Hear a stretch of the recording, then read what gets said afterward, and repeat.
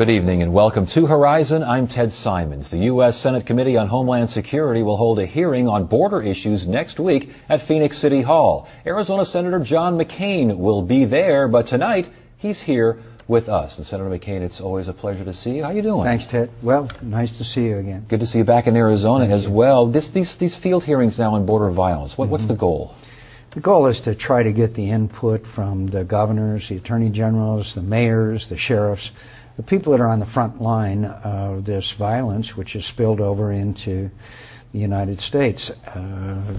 Phoenix got a lot of notoriety recently by being the kidnapping capital of America. And so we need to get the ideas, the challenges, and the recommendations of frankly, the leaders of the state, particularly our law enforcement people. Is there something that you would like to see, like to hear from these folks, ideas you think may be more valid than others, more viable at least? Well, I'd like to hear from them what they think that the federal government, and it is a federal responsibility. Let's have no doubt that immigration is a federal responsibility and what needs to be done. We had a very big stimulus package passed through the Congress of the United States and signed by the President. Some of that money could be available, but I'd like to know where they think it can be best used. And again, have no doubt, Ted, the dimensions of this violence are unimaginable. President Calderon has decided to take on the drug cartels, unlike his predecessors. And some of these border towns, they can't keep a mayor. Every time one of them becomes mayor, they kill him. They can't keep a chief of police. The corruption reaches the highest level of government, and so this is a real struggle. And I'm very grateful that President Calderon is trying to salvage the situation. Well, I was going to ask that. I know it's an unusual question, but was it a wise move for President Calderon to go after this situation in this fashion if this winds up as a result? Well, I think that it was a matter of time before somebody had to, or the drug cartels were going to carve themselves out a place. I'm not sure they would take over the government, but certainly carve themselves out a place in Mexico that, frankly, would be unassailable. Look, estimates range from, I've heard, between $11 billion and $13 billion a year are made by the drug cartels. You can buy a lot of people with that kind of money. But they were becoming more and more brazen, and they had to be confronted over time. And there are a lot of Mexicans that say, understandably, why should we worry? It's going to the United States. Reality is a lot of it stops off in Mexico and harms their citizens. And of course you can't have a society.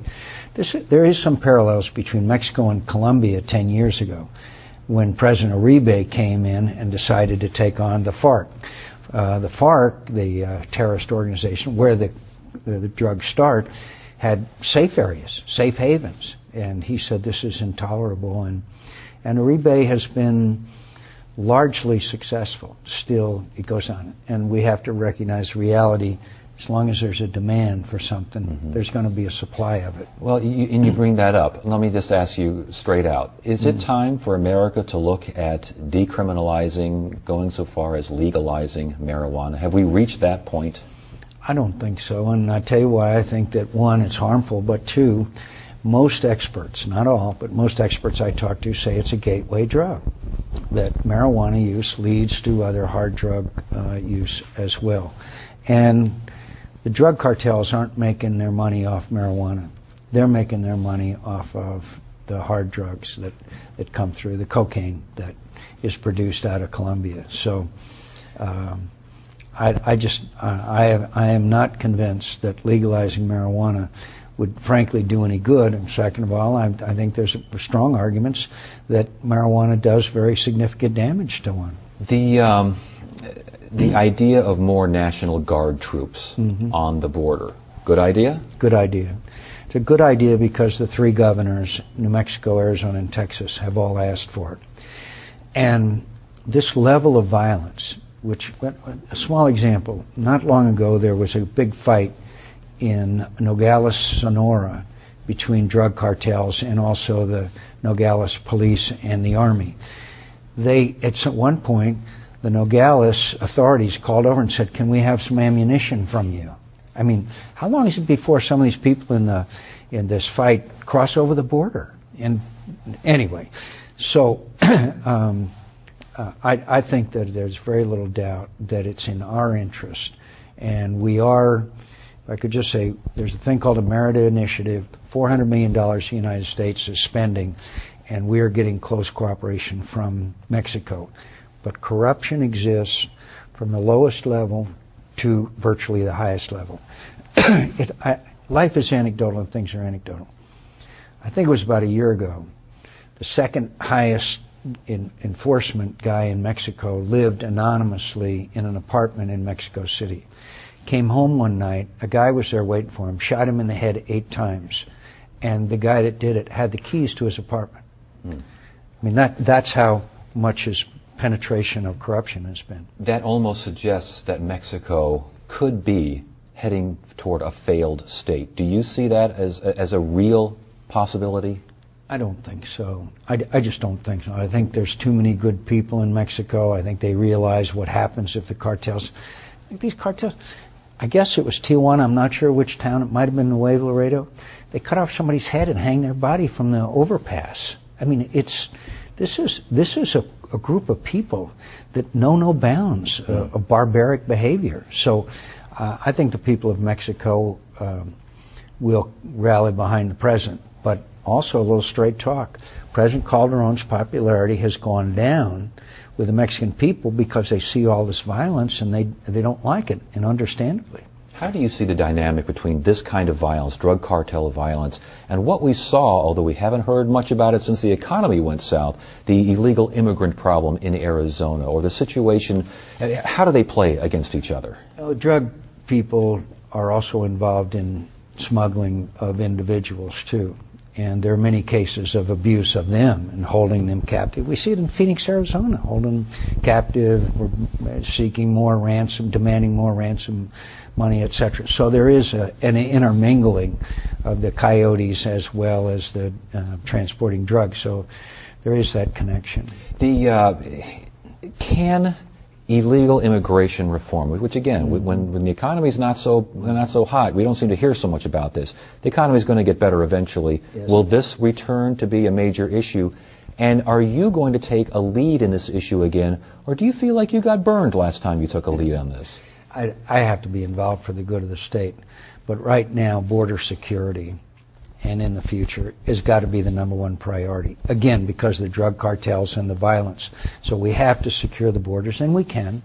We can do that. And then we have to have a temporary worker program as well.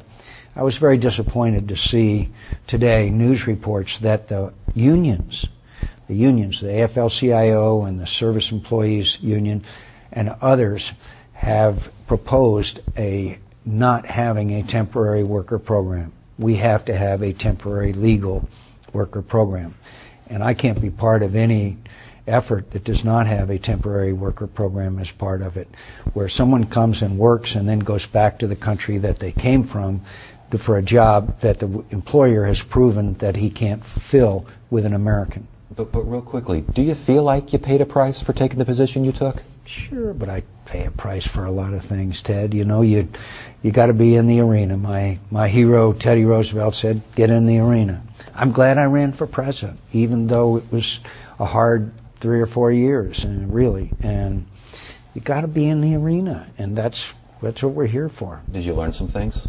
A lot. I really did. I learned a lot. I learned basic goodness of the American people and decency and the patriotism and this is a wonderful country. And when you get to go to places like Gee's Bend, Alabama, where African American women make quilts, and you go to the Iowa State Fair where you get to see a cow carved out of butter, get to see the prize-winning pig who was, as I recall, 1,800 pounds.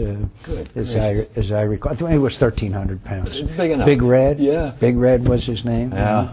And I said to the farmer, I said, "Does this thing ever stand up?" And he said, "Oh, he stood up last week."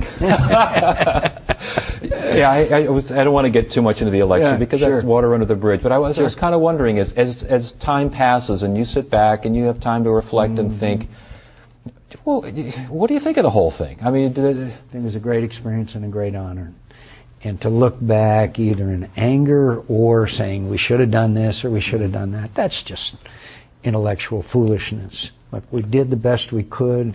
I'm proud of the campaign. I'm grateful for the support we got, especially here in the state of Arizona. And I couldn't be more proud to have had the nomination of the party of Abraham Lincoln, Theodore Roosevelt, and Ronald Reagan. You mentioned Theodore Roosevelt, and the story of cargo ships and shipping in general, assaulted by pirates. I mean, this is a story that sounds straight out of a Teddy Roosevelt, history book here, something he would just jump on. What do we do with this situation? Another cargo ship was just, American cargo ship attacked today. Yep. First of all, I would remind you that one of our first foreign engagements was against the Barbary pirates. They were doing the same thing, basically, that these pirates are doing today, only with sophisticated equipment.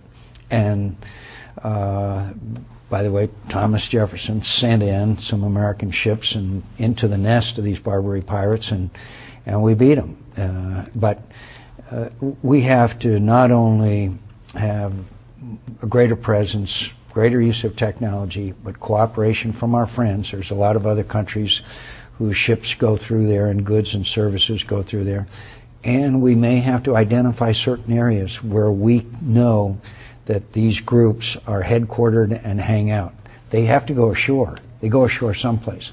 But it's complicated by the fact that there's no government. There's no government there. So to say we're going to put pressure on the government, basically it's a failed state. We also have to remember the lesson from Black Hawk Down.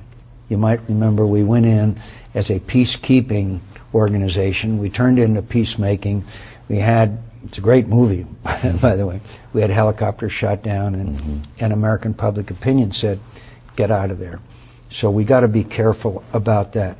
But I'm convinced that with the kind of technology that we have, intelligence capability, that we can bring this under control. But it's not going to be easy. We don't appreciate. Anyone who's watching, take out your atlas and look at how big an area this is. A huge area.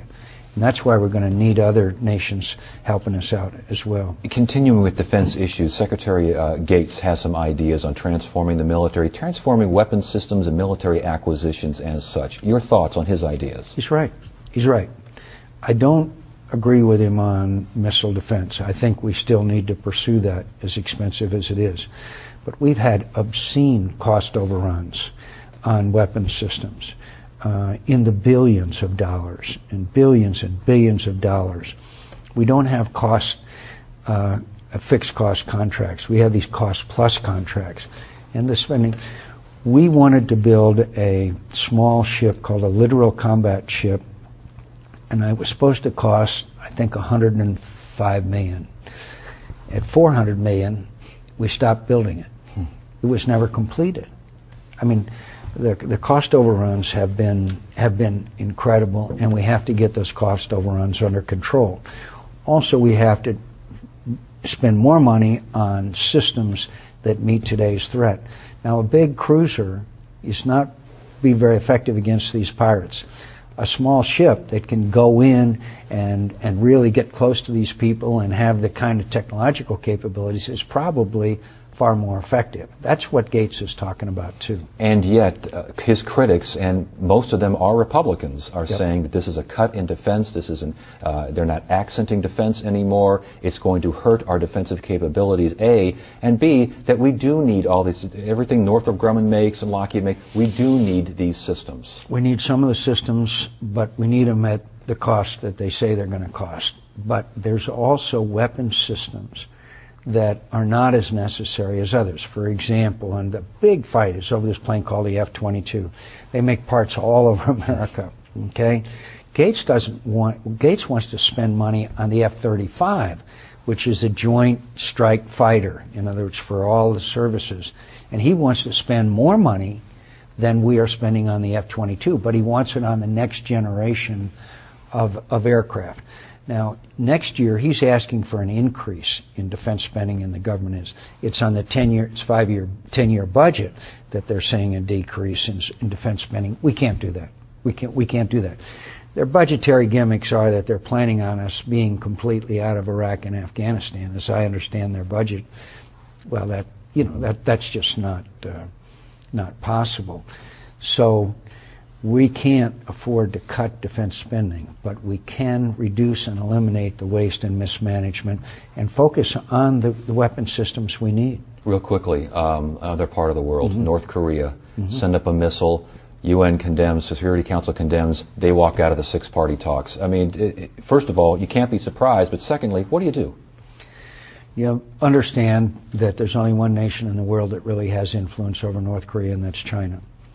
And we should be very strong with the Chinese that this kind of thing has got to stop. Put yourself in, suppose the United States just had a country that's hostile to us, had a missile fly over it. That's what just happened to the Japanese, okay? You can see why the Japanese are deeply concerned. The only reason why we pay a bit of attention to North Korea is because of the nuclear weapons and their missile tests. Would we be paying attention to North Korea if they didn't have that capability? So all the incentive is in the other wrong direction. But the Chinese have tremendous economic power over North Korea. We should expect the Chinese to act in their interest, but without bothering with details. They worry about a failed state, a refugee problem into China from North Korea, and they also don't want a unified Korea on their borders either. Let's keep globetrotting. Sure. Afghanistan, you've mentioned the Obama policy, President Obama's policy, as incrementalization or incrementalism. Yeah. What do you mean by that? I don't want him to practice it. In other words, our military leaders have asked for 10,000 additional troops besides the ones that he just said would go.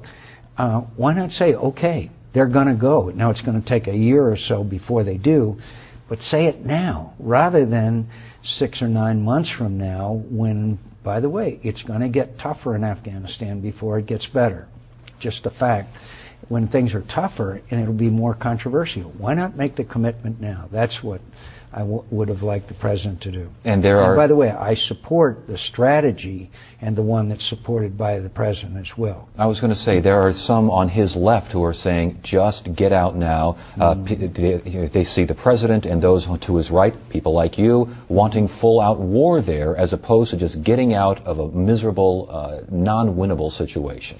We tried to do that in Iraq. We tried to do that for several years. Kill some bad guys and leave. We couldn't get out. And this strategy, which is being devised by General Petraeus, the same architect of the one that was in Iraq, is based on one fundamental principle. You secure an area so that people can have economic and social development. Without a secure environment, people don't care.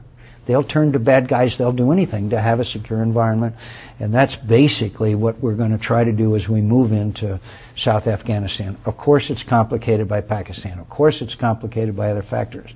But I would remind you, Iran was helping the bad guys in Iraq, too. And Pakistan is vital because they're Pakistan. They're a nuclear-armed country. So we need to have a policy to Pakistan that's based on Pakistan, not Afghanistan. Interesting. I want to get back and talk about the economic situation here, and specifically the budget. I know you voted against the Obama blueprint budget. Talk about why. Well, one thing is that they were going to spend $600 and some billion. They're budgeting, raising $600 and some billion on cap and trade.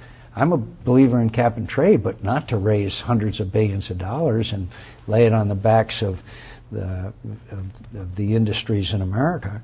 I always viewed cap and trade as a way to develop green technologies and to help people reduce greenhouse gas emissions. Going to reduce healthcare costs, another $600 billion for reducing healthcare costs. You'll have to explain that one to me. Look, it's trillions and trillions of dollar deficit for generations to come, and that's what is wrong with it. We're committing generational theft. We have to put ourselves on a path to reducing and basically eliminating this deficit.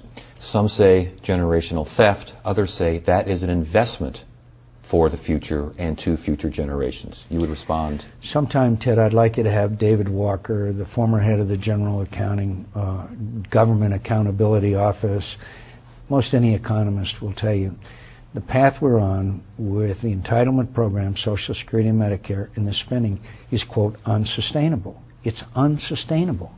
So don't we have an obligation to reduce this debt, reduce the money that the paper that China is buying, over $1 trillion, reduce the threat of inflation and debasement of the currency. That's what we have to do. One more point here. The President says aggressive action is needed. That government money has to come into the system because families and businesses simply don't have the money and they can't contribute. Is he wrong on that? He's wrong in the way they used it.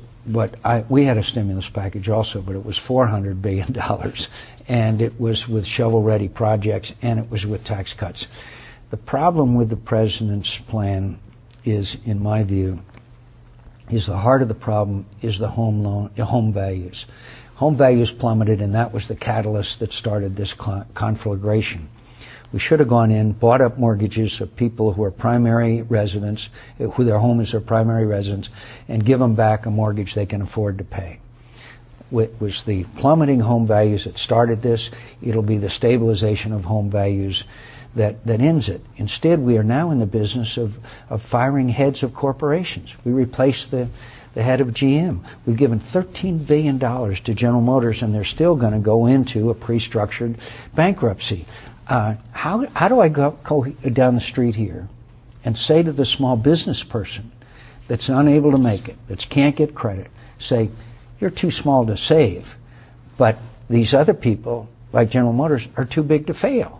But I don't know how you do that. I don't know how you would do that either, but that does seem, there seems to be a consensus among economists that there are industries, be they financial lenders or auto companies, that are so intricate, the octopus with the many arms, they can't fail or else everything else fails around it. General Motors was going to fail, and we invested $13 billion. But they can restructure, go into bankruptcy, restructure, and come out quickly. But that would require renegotiation of labor management agreements. Labor does not want to do that. And it's more complicated than that. But I would remind you that they're not competitive, not just with overseas manufacturers, but automobile manufacturers in the South, in Tennessee and South Carolina and other states that manufacture other automobiles. We've got about a minute left. Yeah, sure. In a minute. Yeah. I want you to talk about going back to Vietnam, specifically seeing the Hanoi Hilton, what's left, I guess, of the Hanoi Hilton. And I've always wanted to ask you this, and again, I wish we had more time. But when you are back there, does the air feel the same? Does it smell the same? Do the sensations, are they still there for you? I recall, and it's easy to do, the friendships, my comrades, the leaders that I had, the 1,000 acts of courage and compassion and love that I witnessed, and people like Admiral Stockdale and others who inspired us to do things we otherwise weren't able to do. So I think of the great honor and privilege I had to serve with people who were much stronger than I was. Because I wonder, for such an intense period of time, when you go back, are you able to departmentalize emotions, or is it just one big flood and you just kind of take what you get? You know, before I went, you put a little rein on my emotions, know. But at the same time, I recall the ones who I know best and love most are those I was served with. Very good. Senator, it is always a pleasure. Thank you so much for joining us on Horizon. Thanks for having me on. You bet.